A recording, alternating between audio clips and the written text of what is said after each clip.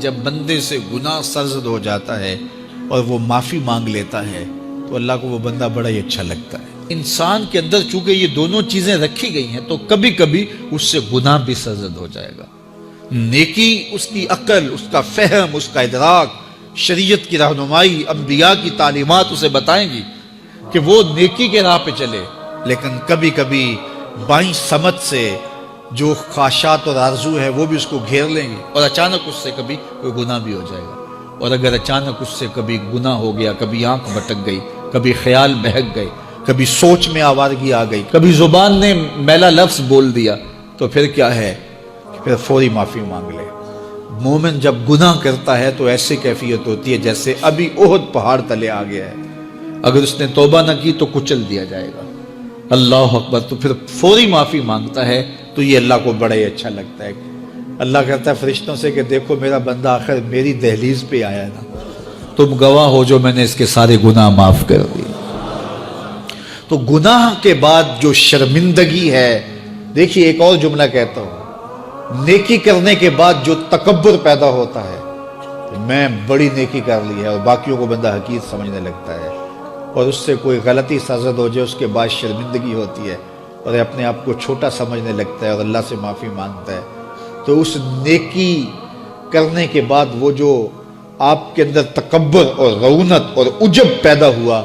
اس سے کہیں بہتر ہے کہ آپ سے اگر کوئی خطا سرزد ہوئی تھی تو اس سے آپ کے اندر عجز اور توبہ کا جذبہ پیدا ہو۔ اور اللہ کو یہ بڑا پسند ہے کہ کوئی بندہ، چونکہ ممکن ہی نہیں ہے کہ جب انسان ہے اس کے اندر یہ خواہشات رکھی ہیں تو کبھی اس سے، یہ انبیاء کی ذوات ہیں جو پاک ہیں، باقی کبھی کچھ خطا سرزد ہو جائے گی، اس سے معذرت کر لے۔ آپ نے نام سنا ہوگا ایاز کا، محمود غزنوی کا بڑا محبوب وزیر تھا اور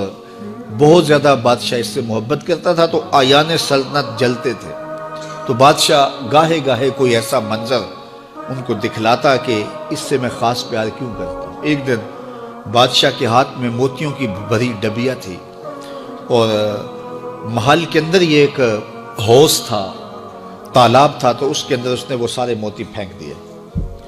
شفاف پانی اور نیچے فرش پہ پڑے ہوئے موتی نظر آ رہے ہیں،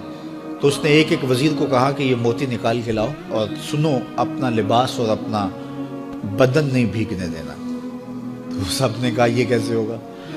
کہ موتی بھی تہ سے نکال کے لائیں اور بدن بھی اور کپڑے بھی نہ بھیگیں؟ تو دوسرے کو کہا، اس نے کہا حضرت یہ کیسے ہوگا، یہ شرط ہٹائیں تو پھر میں نکال کے لاؤں۔ جب بات آئی ایاز کی تو ایاز نے فوراً چھلانگ لگا دی، موتی پکڑے، ڈھونڈے، ہتھیلی میں لیے اور کانپتے ہوئے بدن کے ساتھ بادشاہ کے سامنے پیش ہوا۔ حضور یہ لے لیجئے۔ بادشاہ غصے میں تھا کہ میں نے کہا تھا لباس اور کپڑے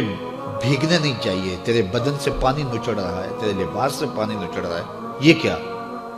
تو ایاز نے ہاتھ باندھ کے کہا، بادشاہ سلامت، آپ کے دو حکم تھے، ایک حکم یہ تھا کہ موتی نکال کے لانے ہیں، دوسرا حکم یہ تھا کہ کپڑے اور بدن بھیگنا نہیں چاہیے۔ ایک کام میں نے کر دیا ہے، دوسری غلطی ہو گئی ہے، معافی چاہتا ہوں۔ تو کہا وزیرو یہ ہے خوبی اس کی، تم نے کہا ہم کیسے نکال کے لائیں،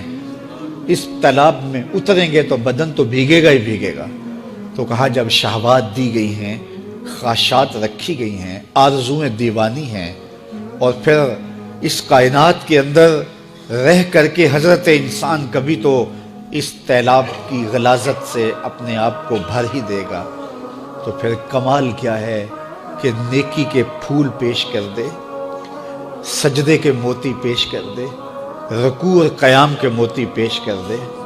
ہمدردی انسانیت کے ساتھ پیار کے موتی پیش کر دے، سارے موتی پیش کرے، پھر مالک کا جلال کہ تیرے کپڑے کیوں بھیگے، یہ گناہ کیوں کیا، یہ گناہ کیوں کیا، ہاتھ جوڑ کے کہے مالک اس کی معافی مانگ،